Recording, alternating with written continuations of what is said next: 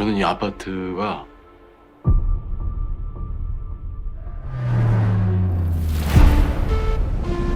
선택받았다, 뭐 그런 느낌을 받았습니다. 바깥은 좀 어때요? 지옥. 우리나라 식량 금방 다 떨어질 텐데 이걸 어떻게 감당합니까? 다 같이 살 방법을 먼저 찾는 게 우선이지 않을까요? 다 같이 살자는 거예요? 다 같이 죽자는 거지? 구심점이 될 만한 사람이 있어야 돼. 우리 아파트를 지키려면 주민들이 스스로 나서야 돼요. 하나, 둘, 셋! 우리 함께 다 같이 잘 살아봅시다. 잠깐, 이거 엄청 비싼 거거든요. 아파트는 도와주세요. 주민들과 황금 아파트 주민이 아닌 분들은 단지 밖으로 나가주시면 감사하겠습니다. 쌀이랑 다른 게 뭔데? 내 사람이 어떻게 그래? 가만히 좀 있어. 우리 지금 다 얼어 죽으라는 거예요. 다 나가!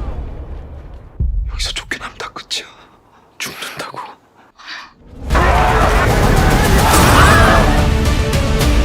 이게 다 아파트를 위해서야. 우리 아파트. 여기다 미친 것 같아. 씨발 다 됐고 우리 주민들, 내 가족들은 절대로 지키자.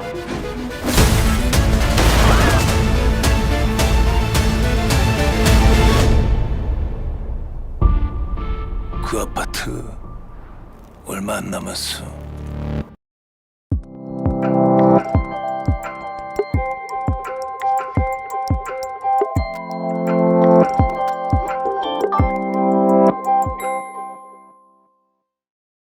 Hi everyone, this is Carolyn Hinds from Critic and Journalist, and this is an interview that I'll be doing for Concrete Utopia with director Tae hwa for KCrush America magazine. I'm very happy to be able to speak to director This is the second time I've had a chance to speak to him, but this is my first time one-on-one. So thank you, director for joining me today. 네, 감독님 오늘 와주셔서 너무 감사하고요. 이번에 두 번째로 같이 인터뷰하는 건데 정말 감사하고 영광스럽게 생각합니다. 감사합니다. 저도 잘 부탁드립니다. Okay. Thank you so much. Thank you. So my first question for you, director, is can you talk a bit about adapting Concrete Utopia from a webcomic and the challenges for that, and how your previous projects like Intugi and Vanishing Time helped you with the process of adapting a webcomic into a screenplay, then into film? 이 먼저 처음 질문이 이제 웹툰을 각색하신 거에 대한 질문인데요. 예, 어려운 점이 있으셨는지, 그리고 이전 영화 잉투기나 가려진 시간을 각색하셨던 게 이번 각색하시는데도 도움이 되셨는지 좀 알려주세요. 일단은 그 전 작품들은 각색은 아니고 이제 그냥 오리지널 시나리오였었고 원작을 각색해 본 것은 이번이 처음이었는데요. So the previous films that you mentioned, they were not really adaptation. They were actually from the original script. So the adapting the original work was the first time for me. Okay. 일단은 원래는 오리지널 그 원작에 가까운 이야기를 쓰다가 제가 애초에 이야기에 뭐에 꽂혔는지를 다시 한번 중간쯤에 생각하게 됐었는데, 그게 배경이 아파트라는 게 가장 저한테는 꽂힌 부분이었었거든요. 그래서 아파트를 중심으로 조금 더 아파트가 잘 사는 방식이 뭘까를 고민하면서 각색을 하게 됐던 것 같아요. So when I was from the original story that I was trying to sort of match the adaptation version, but in the middle of it, I guess I realized that I wanted to focus on the story of the apartments and to see how I could accentuate the actual story of the apartments around the story around the script. 한국의 아파트라는 게 되게 어떻게 보면은 한국의 한 60% 정도의 인구가 그 아파트라는 주거 형태에 살고 있기도 하고, 되게 한국 사회의 욕망을 집약적으로 함축적으로 보여줄 수 있는 장소이기 때문에 어떻게 해서 이 아파트가 만들어지게 됐는지를 좀 우화적으로 표현해 보고 싶다는 생각이 들어갔고, 영화의 초중반부를 이 아파트가 어떻게 해서 만들어지게 됐는지에 조금 더 포커싱을 두고 이야기를 새로 만들었고요. 그 내용은 웹툰에 없는 내용이었어요. So, about 60% of the Korean population actually lives in the apartments, this residential type. And I think it's a great place to show the desire of the Korean society it encapsulates the Korean society. And I wanted to express that as an allegory. And so the first part and the middle part of the story about how this apartment was established is actually not in the original work. I've been to Korea before. This year I went twice, and I wasn't prepared for how many apartment buildings there are in Korea. Like I've seen many films and watched many dramas and seen many like physical photographs, but I wasn't prepared for the amount of apartment buildings, and it really made me think of how the lack of land and the lack of access to owning land for your individual self really does make people hungry for having ownership of a home and just ownership of an apartment building or a space in apartment. So 제가 이번에 한국에 가봤는데 두 번째로 가봤는데요. 정말 아파트가 너무 많은 거에 대해서 정말 놀랐고요. 이제까지 뭐 영화나 드라마 이런 데서 진짜 많이 봤기도 했지만 이 정도로 아파트가 정말 많은지 몰랐는데 그걸 보면서 이제 사람들이 그런 집에 대한 집착이라던가 이제 자기 그런 땅을 사고 싶다던가 이런 거에 대한 욕망을 느낄 수 있었던 것 같습니다. Yeah. And what really stood out to me was how they all look alike. And there's not a lot of the buildings have the exact same architecture and design, but the only thing that's different is the numbering. Can you talk about how that kind of plays into the idea of wanting to separate oneself from like the idea of haves and have-nots? Even though you live in a building that all looks the same, like they kind of look at the hierarchy of owning the apartments based on which floor you want. So talk about the hierarchy, the actual physical hierarchy in the apartments and how that plays into the film itself. 그 아파트가 또 놀랐던 점이 다 정말 비슷한 모양이고 같은 디자인이라서 정말 아파트가 다들 똑같이 생긴 거에 대해서 좀 놀란 부분이 있었는데요. 그런 아파트가 이제 자가인지 아닌지 뭐 이런 부분을 포함해서 아파트 내의 그런 사회적인 계급 그리고 그게 영화에 어떤 식으로 표현했는지 좀 알려주세요. 일단은 황궁 아파트와 되게 좁게는 황궁 아파트와 그 앞에 원래 있었던 고급 아파트인 드림 팰리스와의 관계성을 좀 통해서 방금 말씀하신 그런 사회적인 계급을 표현해보고 싶었는데요. 황궁 아파트는 한 90년대에 만들어진 아파트고 드림 팰리스는 2000년대에 들어서서 새로 만들어진 이제 아파트로 설정을 했는데 애초에 이런 재난이 벌어지기 전에 두 아파트 사이에서 드림 팰리스가 약간 황궁 아파트 사람들을 차별하는 그런 문화가 있었다는 것을 전제로 이야기를 만들었고. So the Hwang Gung Apartments, actually in the film, so there's Hwang Gung Apartments and there was a apartment called Dream Palace that existed in front of the Hwang Gung Apartments, and I wanted to talk about their relationship and sort of express the social class within those apartments. So Hwang Gung Apartments were built in the 90s and Dream Palace was built after the 2000s, so it was rather a new apartment. And even before the disaster, it was setup was that the residents of the Dream Palace were discriminating the people from Hwang Gung Apartments. 원래는 비슷한 가격대의 아파트였을 텐데 드림 팰리스만 먼저 재개발이 돼서 이제 새로운 새 아파트가 된 거였고 그래서 이제 가격이 더 올라서 아직 재개발이 되지 않은 황궁 아파트에 대한 사회적인 어떤 차별이 있었을 것이고 그치만 이제 재난이 벌어진 다음에 다 무너지고 이제 모든 게 리셋된 상황에 황궁 아파트만 남아 있었고 그들은 또 심지어 자신들이 선택받았다는 어떤 의식에 사로잡혀 있었기 때문에 이 자신들을 원래 차별했던 드림필스 사람들을 더 배척하고 받아주지 않을 거라고 생각을 했어요.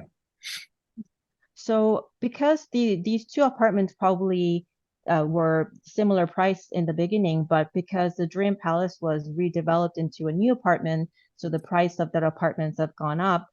So those people were probably discriminating, socially discriminating the residents of the Hwang Gung Apartments, which were never really redeveloped. So after the disaster, everything has collapsed, everything has been reset, and there's only Hwang Gung Apartments remained. And more so those people thought that they were the chosen people, so they started to really discriminate. They started to discriminate the people from the Dream Palace because they've done the same thing before the disaster. 그리고 또 다른 아파트는 이제 마지막에 엔딩에서 옆으로 무너져 있는 아파트인데, 홍콩 아파트에서는 어떤 그 수직적으로 위로 올라가는 계급적인 이야기를 표현했다고 하면은 마지막에 옆으로 무너진 아파트는 이제 그 계급이 옆으로 무너져서 옆집이 되어버린, 그래서 이제 그게 다 소용이 없어져 버린 것들을 표현을 하고 싶었어요.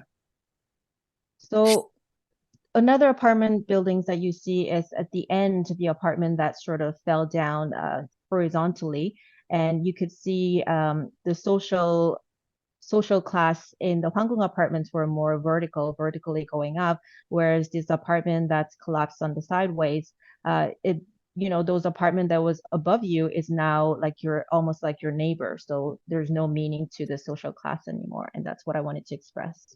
I really like that because it's about everyone is basically on the same level. You're no longer going up or going down. Everyone is on the same level. So I really like how that plays into the whole idea of hierarchy. And you're like, hierarchy no longer exists. And I saw that as the real concrete utopia in the film, like the idea of the concrete utopia is the first film, is the first building, which is where the majority of the story takes place.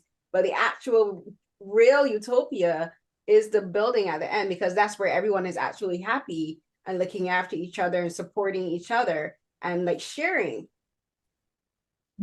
정말 그게 되게 좋은 생각인 것 같은데요. 모두가 정말 같은 레벨에 있고 뭐 올라가거나 내려가는 게 아니라 같은 레벨에 있다는 아이디어가 되게 좋았던 것 같고요. 계급도 없고 정말 그게 정말 저는 콘크리트 유토피아 같았습니다. 첫 번째 빌딩이 유토피아인 것처럼 시작을 하지만 마지막 빌딩에서 정말 모두 서로 행복하고 서로 도와주고 그곳이 정말 콘크리트 유토피아 같은 생각이 들었습니다. 그렇지만 그게 이 영화가 말하고자 하는 게 그것만이 무조건 대안이고 그게 답이다라고까지 표현하고 싶었던 건 아니고 그 명화라는 인물을 통해서 아직 어떤 규칙이 성립되지 않은 곳에 도착했을 때 항공 아파트의 어떤 가치관에 갇혀있던 그녀도 항공 아파트의 가치관에 갇혀 있었기 때문에 내가 여기 살아도 되냐 여기라는 그 어떤 장소에 어떤 사로잡혀 있었던 인물인 거죠. 그 항공 아파트 사람들을 포함해서 그래서 여기 살아도 되냐고 물어봤을 때 여기라는 말을 안 하죠 그녀는. 근데 당연히 그녀는 그걸 포함해서 물어본 것이었는데 거기 사는 사람들은 그 개념이 없었던 거예요. 여기라는 것에 개념이 없고 이제 막 여기 어떻게 보면은 옆으로 무너져 있는 아파트이기 때문에 이게 어떤 주거로서의 어떤 원래 가치보다는 그냥 어떤 공간일 뿐인 거죠. 살 수 있는. 그래서 그 질문을 되게 이상하게 생각하고 그러면서 그녀의 질문이 이 영화가 하나의 그냥 질문이 되길 원했어요. 답이 되기보다. So what I really wanted to express through this film is not really showing that the last building that you see is an alternative to Hwang Gung Apartments or is the answer to it, but through Myeong-hwa, where she ended up in a place where there's no system established, you can see that she was also sort of trapped in the values of the Hwang Gung Apartments. And when she asked the question at the end, may I live here? Although she doesn't really say here, but that was implied. she is also trapped in that idea of here as a place, and those people who are answering the question, they don't have that perspective of here or the place, because that building has collapsed sideways. So rather than being a living space, it just happens to be a space where you can live. And they think that question is sort of weird. And I wanted that Myeong-hwa's question to be the question this film is asking the audience. Right. It's about why should anyone have to ask permission to live, to exist, especially in after disaster, you know, that it should be a given. We shouldn't have to ask permission to simply exist. 그러니까 이런 재난 이후에 사람들이 서로에게 이런 허락을 받아야 되는 상황이 아닌데 이제 그런 거를 질문을 한다는 것 자체가 좀 의미가 있었던 것 같아요. 네. And speaking about Myeong-hwa, something that I really love of what you did with this character is how she starts as an observer, where she's just watching her husband and she's watching all of these characters led by Young-tak and played by Lee Byung-eun. She's just watching them, and but eventually every action that she makes, every decision that she makes ends up being the catalyst for the big climax of the film. And I thought it was really interesting that you made the observer into the catalyst for the very big climax. And so talk about developing her character and developing her art, because I think it's really interesting and a really nice way to just like weave her in throughout the story.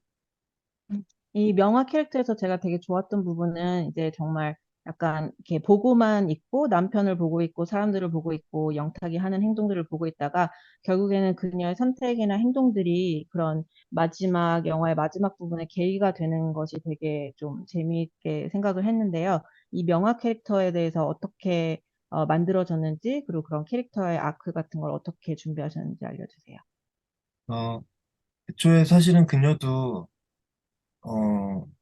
그 반상회 장면에서 같이 살 방법을 그래도 찾아봐야 되지 않을까라고 질문을 던지긴 하지만 그것을 가지고 행동할 정도의 용기까지는 없었던 인물이었어요. 그래서 외부인들을 몰아내거나 할 때 더 움직이지 못했던 거고, 근데 그녀가 움직이게 되는 계기는 그녀의 남편이 민성이 점점 이상해지고 있어서 건널 수 없는 강을 건널까 봐 그게 두려워져서 그 남편을 막아야겠다는 생각에서 이제 플롯 포인트가 생긴 거죠. 그녀의 플롯 포인트가. 그래서 본격적으로 움직이게 되고, 그러면서 어느 순간에는 그게 어떻게 보면은 좀 광기처럼 표현되게도 하고 싶었어요. 그러니까 그녀가 그냥 마냥 절대 선처럼 보이기만 하고 싶었던 건 아니고, 그런 식으로 그녀도 뭔가 선을 넘기도 하고, 공포 때문에 움직이지 못하기도 하고, 이런 식으로 좀 더 인간적인 모습들을 영화를 통해서, 영화가 그런 인물이 되기를 원했던 것 같아요. So if you remember in the beginning, during the resident meeting, she asked that question: should we look for a way to live together, everybody to live together? But she may have asked that question, but she didn't have any courage to actually act on it. And even when they were trying to banish the outsiders, she wasn't really actively trying to help out. But her motivation was that her husband Min-sung started to become, gradually become different, as she wanted to protect him. She wanted to stop him from crossing that line. So that was her motivation to start acting. And I also wanted to express that it almost looks like madness. So she's not the absolutely good person, but she also crosses the line. And sometimes, she can't act on something because she's fearful. And I wanted to portray her as more of this, the human, like more human side of it. Yeah, and she is very interesting. And you mentioned the word madness. I want to talk about that and the character of Young-tak, because basically almost all of the characters in the film eventually start to mentally devolve. They start to lose their humanity and they start to lose their ethics and their morals. And that is really interesting. But I think Young Tak serves as like an avatar for all of them. So talk about his the evolution from a seemingly sane and quiet man, very much like Myeong-hwa, becoming more extremely violent as the film goes on. I think the two of them kind of line up in the same way. They start pretty quiet and very unassuming, but then we get to see this type of madness for both of them. 아까 말씀하신 그런 약간 광기에 대해서 좀 말씀해 주셨으면 좋겠는데요. 특히나 그 영타 캐릭터가 이제 명화처럼 둘 다 정말 되게 좀 조용하고 말이 없고 이렇게 행동도 없는 이런 캐릭터다가 점점 이렇게 극적으로 변하기도 하고 그런 광기를 보여주거나 이제 인간적이지 않거나 도덕적이지 않은 모습을 보여주는 게 있는데 그거에 대해서 좀 설명을 해주시겠어요? 영탁에 대해서요? 영탁 캐릭터요. 영탁에 대해서 말씀. 네. 네. 그 영탁은 재난 이후에는 저는 이미 좀 미쳐 있는 사람이라고 생각을 했어요. 이미 그 재난 직전에 엄청난 일을 저질렀고, 그리고 나서 또 가족들이 다 그렇게 돼버린 것들을 확인하고, 정말 제정신이 아닌 상태에 있었을 거라고 생각하고, 그러니까 이 사람이 뭐, 막 애초에 좀 뭔가, 그렇게 조용하고 이랬던 사람이라기보다는 좀 정신이 나가버린 상태여서 좀 더 이렇게 가만히 있고, 그치만 이제 또 한편으로는 이 아파트에 불이 나서 내 집이 혹시나 피해를 입을까 봐 막 거기 불 속으로 달려드는 장면에서는 또 그 집에 대한 집착이 엄청나구나라는 것을 또 표현하고 싶었기 때문에 애초에 영탁은 좀 광기에 사로잡혀 있었던 사람이라고 생각을 해요. 근데 그 뇌관을 이 형공 아파트 사람들이 건드린 거죠. So I think after the disaster, I think he was already kind of insane, and I think even before the disaster, he has committed the he has committed that act, and he sort of checked that what he found out that what happened to his family, so he was probably out of his mind, and not that he was a quiet person or he didn't talk much. That's how he was, but I think because of what happened, because he was sort of out of his mind, that he just kind of stayed quiet. But you can see that how he was so obsessed with this apartment that when there was a fire broke out, that he was worried about that could damage his own house. So he runs into the unit to put out the fire, and that sort of shows his obsession about his house. And I think that's the madness that you can see that was expressed from his action, and that's sort of touched by Hwang Gung Apartments residents. I kind of see the building, Myeong-hwa Apartments, as a character in and of itself. And I kind of read it as this building is slowly driving all of these characters insane, it's influencing their behaviors. And for me, I kind of see it as the phrase, be careful what you wish for. And it's like they wish for basically hierarchy, they wish for dominance, they wish for being able to be above everyone else. But I kind of saw it as like this building is like slowly driving all these people insane, driving Young Tak insane, and Myeong-hwa and her husband, because it's bringing out the worst sides of all of these people. So talk about your own perception of what the building is to me, because I see it as a character. I see it as this thing that makes the worst traits of humanity come out. So talk about your perception of the building itself. 그 항공 아파트가 저는 정말 그 자체로도 캐릭터 같다는 생각이 들었는데요. 그 빌딩이 모두에게 미치는 영향이라던가 정말 소원을 비는데 사람들이 이렇게 뭐라고 이제 소원을 비는데 조심하라는 말이 있는데 결국엔 사람들이 뭐 권력을 원했고 좋은 곳에 사는 걸 원했고 이런 게 모두 이제 사람들을 미치게 만든 것 같아서요. 결국에는 인간성의 최악을 드러내게 영탁도 명화도 민성도 모두 가장 안 좋은 점을 드러내게 한 것 같다는 생각이 드는데 감독님은 그 항공 아파트를 어떻게 생각을 하셨는지 좀 말씀해 주세요. 이런 부분에 대해서. 결국은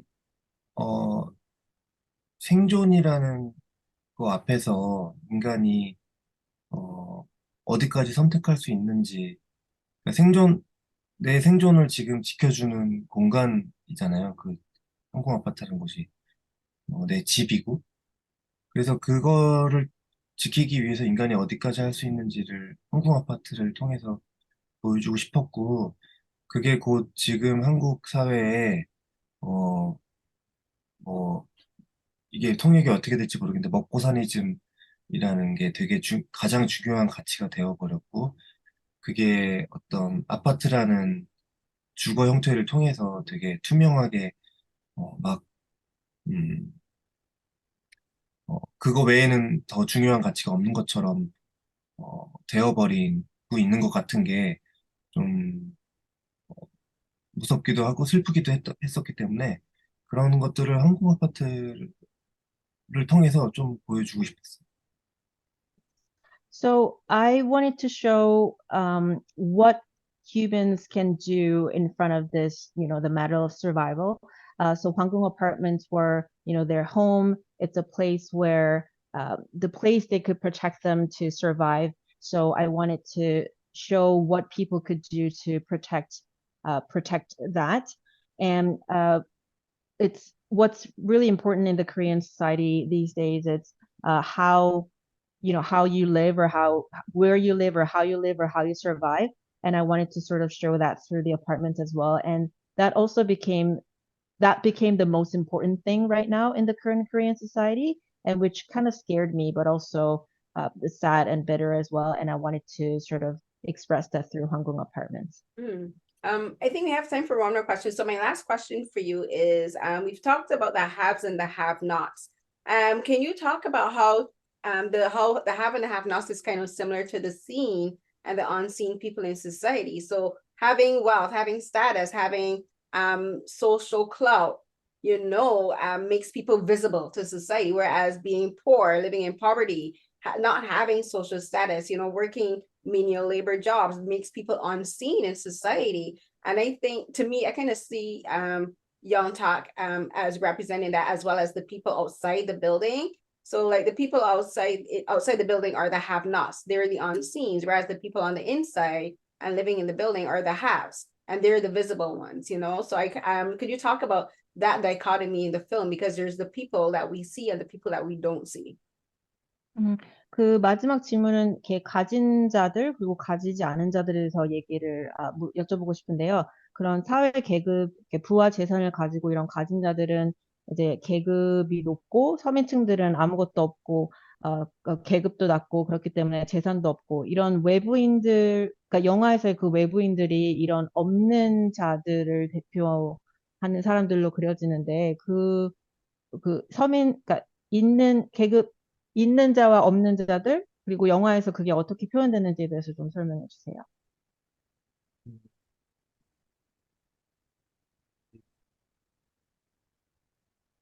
어쨌든 이게 한국 사회를 이제 압축적으로 보여주고 싶다고 말씀드렸던 것을 이제 이 영화에서 우화적으로 함축적으로 이제 표현을 한 건데 말씀하신 대로예요. 그 한국 아파트에 사는 사람들은 이제 한국 사회에서 집이 있고 또 어떤 집에 사는지가 되게 또 중요하게 되어버렸고, 그러니까 뭐 어느 지역에 있는 아파트에 사는지, 또 뭐 어느 전망이 보이는 층에 사는지, 또 이 집이 자가인지 전세인지 뭐 월세인지 이렇게 정말 세분화돼서 정말 수많은 계급들이 나눠져 있는데, 그게 저는 집이라는 것을 통해서 그게 드러나는 게 조금 어 이게 맞나라는 생각을 했던 것 같아요. 집이라는 것의 가치가 과연 이런 어떤 부의 상징, 계급을 표현하는 용도로 쓰이는 게 맞나? 물론 어느 정도 어쩔 수 없는 부분은 있겠지만, 그게 한국은 아파트라는 어떤 형태를 통해서 되게 투명하게 드러나고 있고, 그런 부분들을 한국 아파트를 통해서 표현을 하고 싶었기 때문에 말씀하신 대로 항공 아파트에 사는 사람과 아직 이 아파트에 살지 못하는 사람들을 통해서 방금 말씀드린 것들을 표현을 하고 싶었던 것 같습니다. So as I mentioned before, the Korean apartments encapsulate Korean society, and I wanted to express it as an allegory. And as you said, the residents of the Hwang Gung Apartments, just like the residents of the Hwang Gung Apartments, if you have your house, if you have an apartment, where you live is important, and what area you live is important. Either what floor and what kind of views you have, or if you own it or rent it, or it's all this detail sort of defines your social class in Korea. And I started to wonder if that's okay. Like the value of the house has become sort of a symbol for your wealth, and it's also using as a criteria to define your social status. And I was wondering if that's right or wrong. And it's in some part it's inevitable, but in Korea, it's very evident through this apartment, and I wanted to express, like you said, through the residents of Hwang Gung Apartments and the outsiders, to express this aspect. Great. Thank you so much. We're going to wrap them there, but thank you so much. I appreciate your answers, and I appreciate the time you took to talk to me. 감사하고요. 시간 내주시고 이렇게 답변해 주셔서 정말 감사드립니다. 감사합니다. Thank you so much. 감사합니다. 안녕. Thank you, Kyla. You're welcome.